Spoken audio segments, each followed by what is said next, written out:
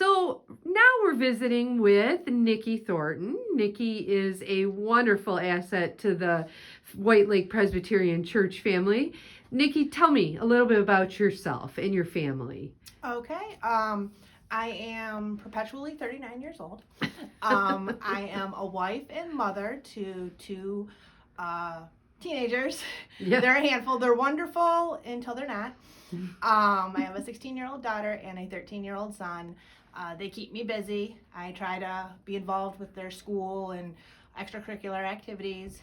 And then outside of my family, I am a research and development engineer, and that's my full-time position at work. Niki's a wonderful, wonderfully engaged teenage mom. Well, she's not a teenager, but her kids are. But she's a great mom. Scouts and band and music and all the things that her kids are involved in. And her kids are active members of White Lake Presbyterian Church as well, which is great.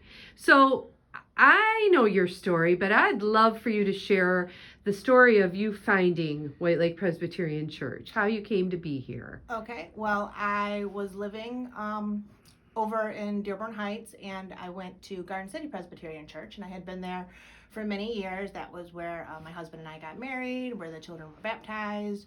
I was very involved there. I was in the bell choir. But then we decided to move, and so we moved to White Lake.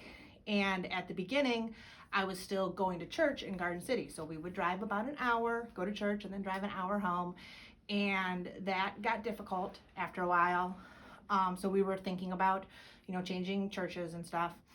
And I would drive right past here on my way to work every day, and I would see the sign. And at that time, it wasn't the nice electronic sign we have. It was just the one that you go put the letters in. And the move was very difficult for us. We had a contingency to sell our old house, and it was just up and down, and we kept thinking we were going to lose it, and it was just, moving, it's hard. Yeah. And so I was driving, and one day I was going past on my way to work after I had dropped the kids off at school, and there was on the sign, it said something about hallelujah, welcome Evangeline. And I was like, what? Why does it say that? What is it saying? And I think it was because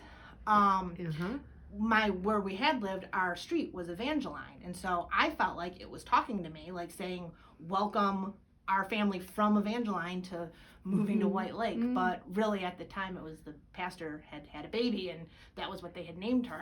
So, but I had thought that the sign was talking to me, and that was a sign that maybe it was time for us to stop driving down to our old church and move and come here. And so we did, and we've been very happy. Niki, her and I communicated a little bit via Facebook Messenger beforehand. And while we were looking, I was trying to decide maybe if there's a vacation Bible school or something where I could bring the kids and we could get a taste of it, before we made any strong decisions. And I was just reaching out to Debbie, and I didn't know that she was the voice on the other side. I was just there's this nice person, and I was telling her my story and where I was from, and she was actually from nearby there, so understood the exact area. And I had lived that same exact story pretty much, and so we both landed in this place. And you're the one that told me it's okay to have a home church and then a new church, and, right? You're not cheating on your church if you move churches, right. They all still love you. Yeah. Everybody loves you. Your life changes, and you move, and you grow, and that's true. And that speaks to a lot of things. You want to keep your church of your heart, but then really where your home is where the church is that you spend your time. So we're glad. And like I said, I was in the bell choir and other things, and just. You can't go to those meetings and those practices when it's so far away. Yeah, and they're at night. You start getting disconnected and growing away, and I didn't want that. So now I'm just minutes away from the church. Perfect, and we love that. And I should tell you that I should tell Niki, oh man, I would love to get a bell choir at this church. That would be wonderful. I think that's wonderful. It's a wonderful addition to the music of a church. But we'll get back to that someday.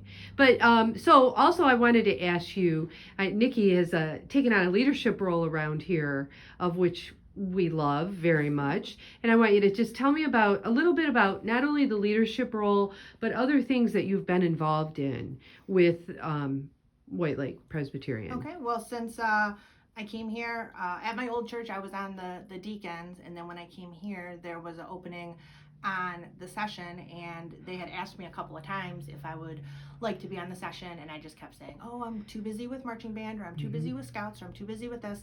And then my son graduated from Cub Scouts, and so I kind of lost some of those responsibilities, and I kept feeling like I had a little bit of time, and it just kept talking to me about, in my head, oh, maybe this is going on at church, or oh, I have an idea about this, and I thought, oh, maybe that's God speaking to me that I should step up. So I stepped up onto the session, and right now I'm the elder in charge of fellowship.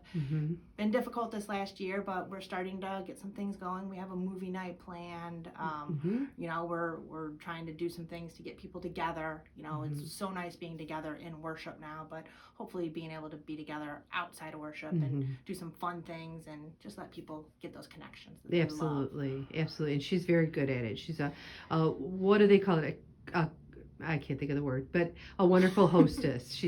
She's great at what she does. Well, Niki, it's so great to be able to interview you and let people get to know you a little bit.